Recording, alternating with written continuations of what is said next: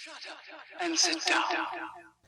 Hello, my friend. You are listening to the Dance Studio Scaled podcast, the number one place for innovative marketing, retention strategies, and business growth ideas made just for dance studio owners.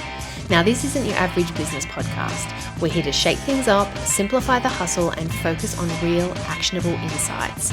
I'm your host, Jen Dalton, and after 30 years of running studios, coaching owners, and scaling businesses, I know one thing's for sure. There's no one size fits all in this industry. You've got the passion and I've got the tools to help you take it to the next level. So hit that subscribe button, grab a coffee, and let's scale your studio together. Welcome back, everybody, to the Dance Studio Scale podcast. And today I'm really excited that we have a special guest with us.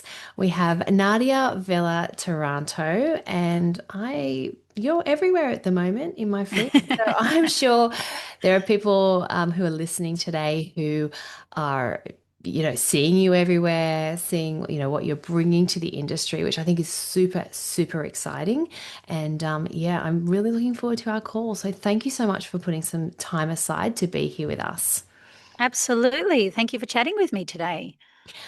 Now, I love when I'm speaking to guests, hearing your story from when you were little and started dancing and where that has led you today and why you do what you do. So would you be able to give everyone a quick rundown of where you started, what it was like for you learning, and then how it led you to where you are today? Absolutely. So I don't come from one of those families where my mum danced and all of that. I was this child who was always singing and dancing around the house, and my parents, who knew nothing about that world, thought, well, we need to nurture this somehow.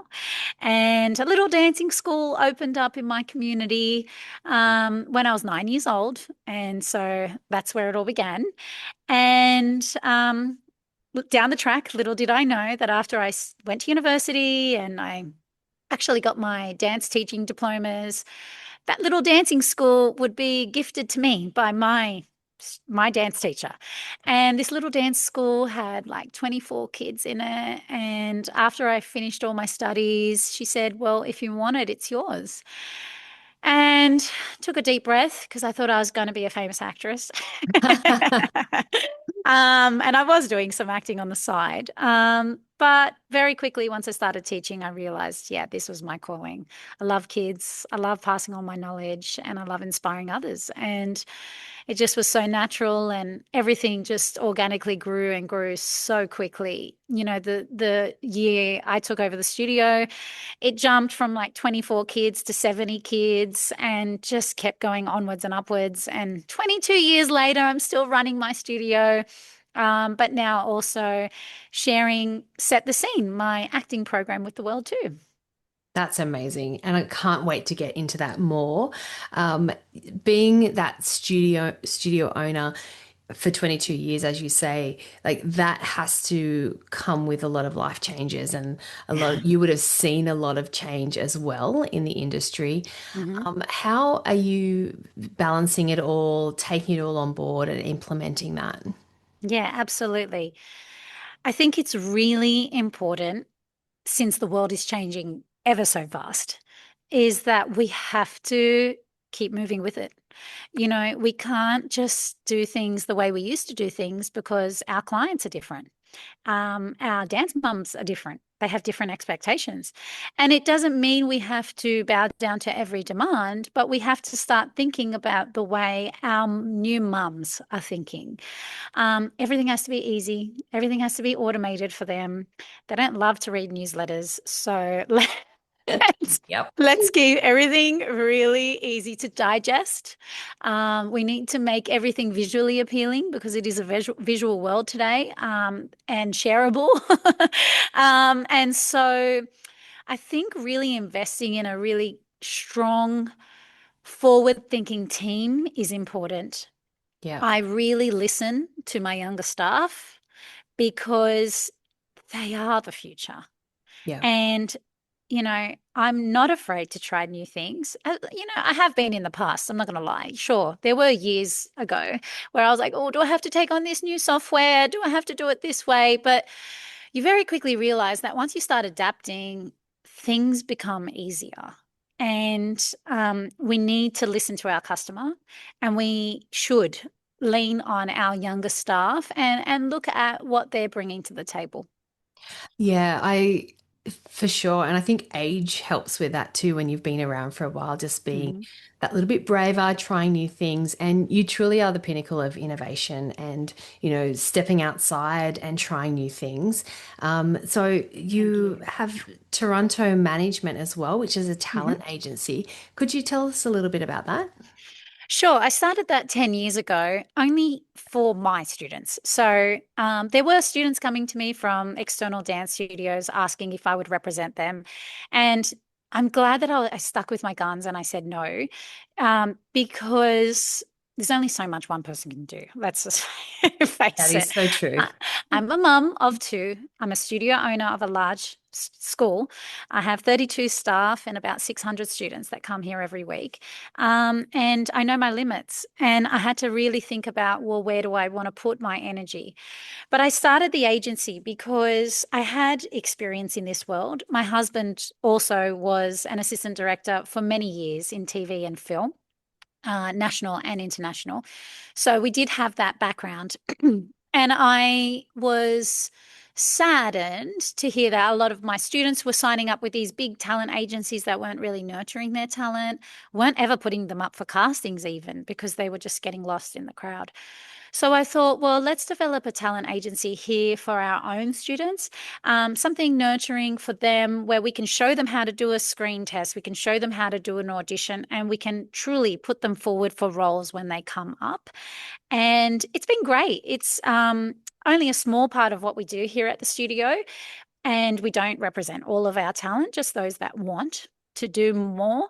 And we've seen great success. You know, kids have landed TV shows, feature films, musical theatre productions. It's been great. Yeah, I think that's it's so important for studio owners to have extra revenue streams coming into their studio. Yes. And, that is what can set them apart from doing okay and doing very, very well. And, having that as one of your revenue streams is fantastic. Yes. Well, for even a big part of that for me, actually, the agency has been my seniors. My senior dancers have now got opportunities to do work in shopping centers and promotional gigs and holiday work.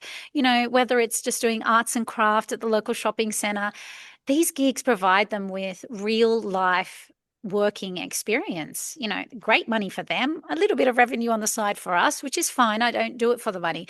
I do it so that they can, once they become seniors, they're 16, 17, this is their first taste of working in the industry, getting a gig, going out there, meeting the requirements, you know, being bubbly, bright, having enthusiasm, and earning some money.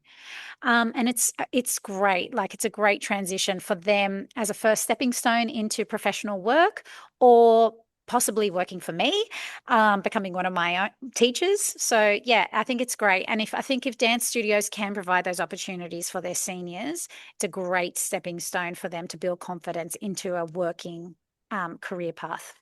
Yeah, and it's also a retention strategy too, isn't it? Like it's because Yes. it's giving them pathways, something to Yes. work towards, which I really love. And a lot of studios, and you're in conversation with a lot, that would definitely be part of the struggles that they're feeling is that retention piece. And this Mm. is just another thing that they can add as a retention I piece. think it's truly important to make sure that it's important to build up your preschool department, of course, because that's the future of your studio. But Mhm. you equally have to give your preteens, teens, and seniors. So I'm saying like your 14 years plus dancers and singers and actors and whoever you have at your studio, opportunities. They've probably done Eisteddfods for a long time. They've probably done local comps and, you know, showcases and things. So what else? What comes next? Because these are the years where they're going to be distracted.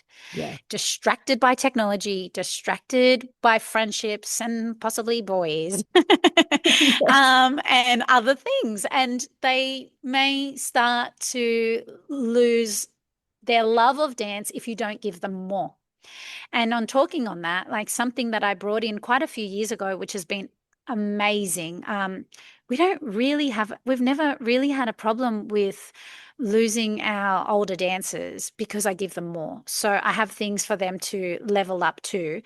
So when my kids become teens and seniors at the studio, we have industry professionals come in once every 3 or 4 weeks as just like it's all included in their fees. They don't pay any extra for it, but we bring in people that we know they're already following. They love them, and we don't tell them that they're coming. We'll just drop it in on their group chats and say, special guest tonight. Make sure you bring in those whatever shoes, those jazz shoes or whatever. And there is their favorite dancer standing in the classroom. Like that's so exciting for them. Mm. And if they had dropped out, when they were 13, they wouldn't get these opportunities to dance with their favorite dancers that they're following, to get local jobs in, in the promotional world and to assistant teach. I think making sure that they've got somewhere to go that way as well is super duper important. You find those kids who have a special spark and train them to be a teacher. They Yeah. are the future of your studio. You need to step back eventually, right? So you Yeah. need to have people down the ladder and you need to be building them up from the time they are teenagers. And I think bringing in that extra stream too, like acting, gives you a whole new department of teacher. Not all of your dancers in your troops are going to be great dance teachers, but maybe they'll be great acting teachers. Yeah. Well, fun fact for our listeners, I've seen that in real life because although we only met a couple of months ago, I've known about you for a long time because you taught Brooke, who is Yes. the one who was my studio manager and then bought my studio a couple of years ago. So she's always spoken so highly about you and the experience that she had at your studio with you. And I see what you've produced in Brooke, and like it's just incredible. So you really do know what you're talking about. Thank you, Jen. When I connected the dots, it took me a while. Yeah. I'd seen Beautiful Brooke was one of my students for many, many years. And she was one of those lovely dancers, but didn't have a lot of confidence in herself, I would say. And that came with time and lots of nurture. And then she went off to full time. And then she went off to work for somebody, but I didn't know who. And, our paths didn't cross till many years later. And then obviously now has that beautiful big dance studio which you created and you've handed on to her and she was one of the first licensees actually to buy Set the Yeah. Scene and she's killing it. I've seen all of her reels and the things coming out of her studio. It's just amazing. So I'm very proud of her, but you should be very proud too. I am so, so proud of her. And yes, when I do, I still will pop into the studio and I've seen the banner and I know that she is using Set the Scene. Let's talk about this because this is really, really exciting. First of all, could you just tell everyone a bit about what it is? Sure. So it's a plug and play acting program that can be used across your whole studio. We say it's for ages 5 years plus, but you could have some 4-year-olds in there if you wanted. 5 years plus, right up until adults. The program is all delivered digitally. So it's on an app. It's very easy to access and use and can be shared with any of your team. So, should you have your teacher away, anyone can pick up the program and carry on those classes that day. And the program is a range of exercises across stage and screen acting. So we do have tools to help your actors practice screen tests and self-tapes. The program has all the stage exercises that you can think of: improvisation, imagination, monologues, two-hander scenes. But as the huge big bonus, we also provide scripts every year. So you're getting brand new, fresh, original content. We deliver 3 full plays, monologues, and two-hander scenes, and you can edit these, which is a big deal, to suit your classes and suit your age range and suit the number of kids in your room. And basically, they're all delivered to you every year, and you can do whatever you like with them, which is massive. Look, I think definitely the thing that jumped out to me is the idea of the plug and play and the Yeah, done for you, so because easy. everyone is so busy and consumed at the moment, and everyone's Yep. really trying their best. Like Yeah, and so to be given opportunities for a studio owner to have something like this, I mean, for me, and this is why I was super excited to have you on the podcast, because I love that it's something different. It's actually providing a point of difference to all the other studios in your area. that's right. And there's a lot of programs, as we know, that people are taking on, and which is great. But this is different. This Yeah, stands out, and it's almost opening the gates to a different niche, like a different array of it's a new parents. market. Yep, it's a Yeah. different clientele. So by introducing acting to your studio, you're now opening up the door to new customers. So we're talking about boys. We're Yes. talking about teenagers who don't want to dance or may have danced and have fallen out of love with it, and that's fine. Everyone should try new things. Sure, find your niche. It also opens up the door to siblings, cousins, friends who want to be part of your studio community, that vibe and that energy that you've created and that your dancers love and go to school and tell everyone about, I love my studio because, but they may not want to dance. So offer something new that they can come and try, where they don't have to put on a leotard and some dancing shoes. Yeah. 100%. And I Yeah. think sometimes too, communities can get a little bit tainted with the idea of the dance studios, and particularly some areas are totally saturated, and we were definitely in Mhm. that. And it sometimes can feel over consuming of so much that they don't know what to do or where to start. And Yeah. so this is just opening just a whole new opportunity for Yeah. kids. And I mean, we spoke just before we went on to record, like the opportunity of maybe going into schools or things like that to Yeah. just really give those kids.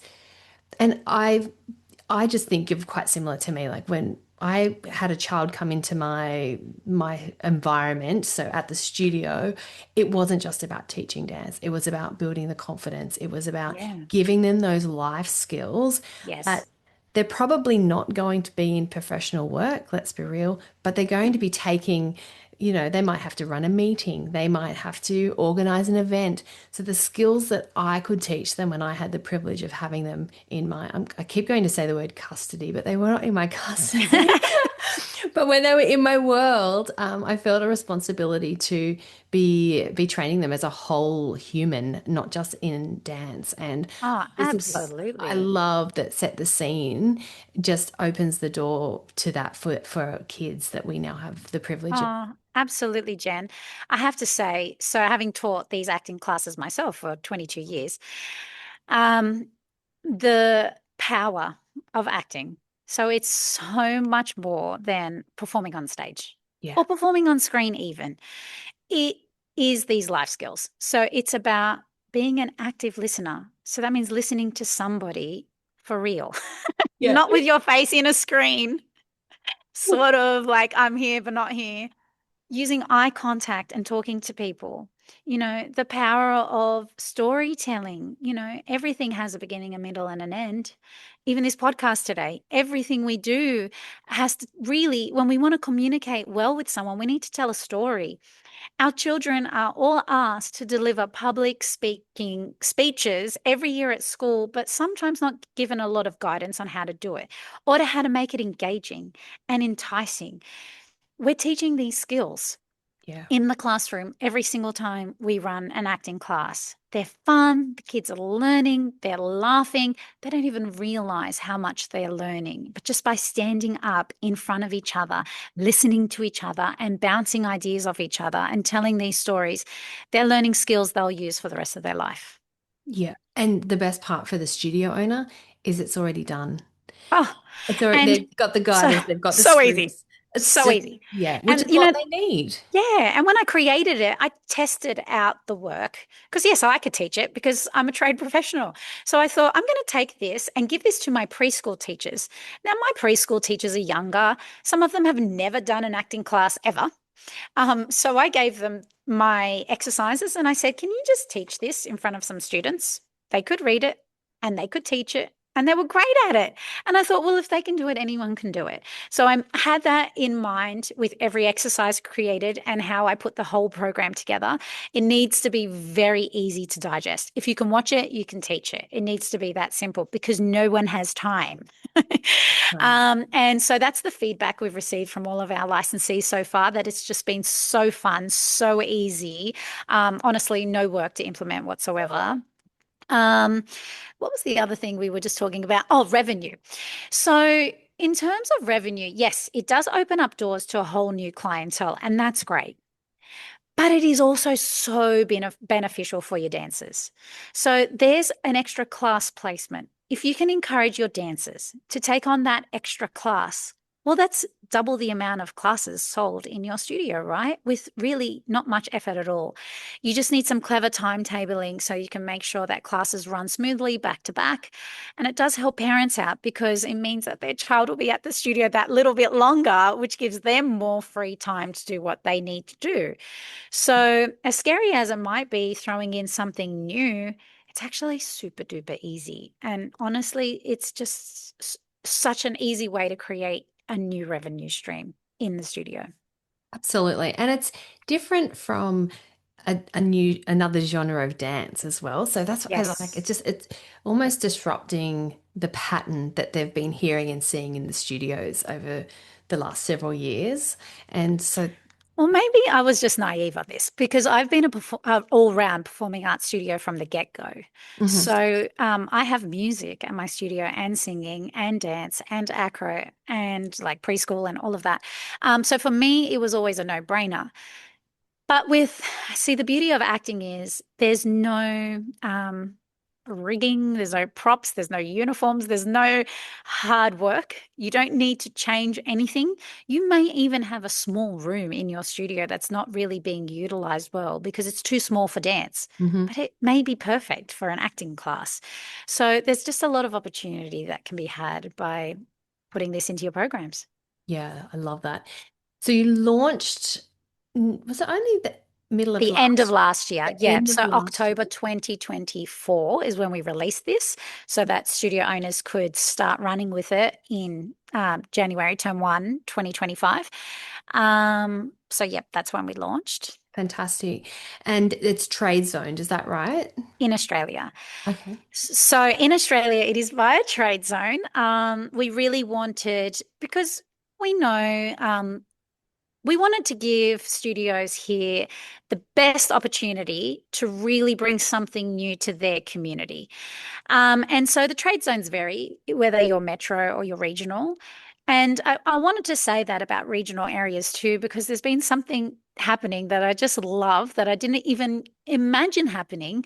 That there have been some regional studios who have taken on Set the Scene that are using this to help homeschooled families. So they're Right. doing daytime acting classes and they're having the whole, some of these studios are in mining towns.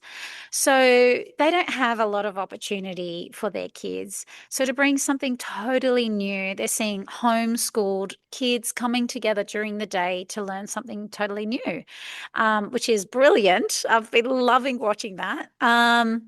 But yes, here in Australia, it is via Trade Zone Mm. and trade zones are flying off the map.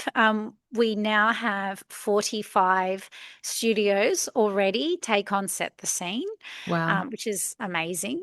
Yes, so brilliant. And within the next few weeks, we will be launching this in America and Canada.